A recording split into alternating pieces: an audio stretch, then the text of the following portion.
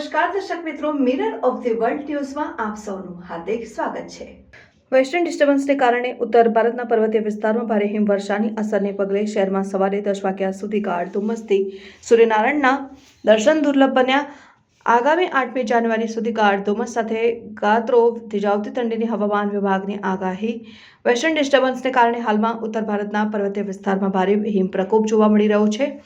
હિમાચલ, જમ્મુ કાશ્મીરમાં સતત બરફવર્ષાને કારણે શીત લહેર ચાલી રહી છે, જેના કારણે ઉત્તરથી દક્ષિણ તરફ બર્ફીલા પવનો સાથે ફરી એકવાર વાદળોથી આકાશ ઘેરાયેલું જોવા મળી રહ્યું છે, જેના કારણે શહેરમાં શનિવારે સવારે 10 વાગ્યા સુધી વાદળછાયા વાતાવરણ સાથે જ પ્રગાઢ ધુમ્મસ વચ્ચે સૂર્યનારાયણના દર્શન પણ દુર્લભ બન્યા હતા।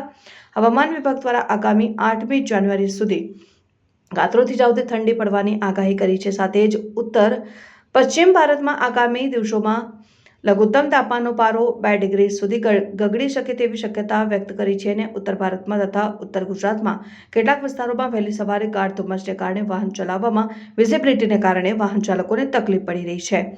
દિલ્હી, NCR તથા રાજસ્થાનમાં ભારે વરસાદ થયો છે અને ગુજરાતના અમદાવાદના કેટલાક વિસ્તારોમાં માવઠું થયું છે, જેના કારણે મધ્ય ગુજરાતમાં વાદળછાયા વાતાવરણ જોવા મળી રહ્યા છે। સાથે જ આજે શનિવારથી સોમવાર સુધી કેટલાક વિસ્તારોમાં માવઠું થવાની શક્યતા છે।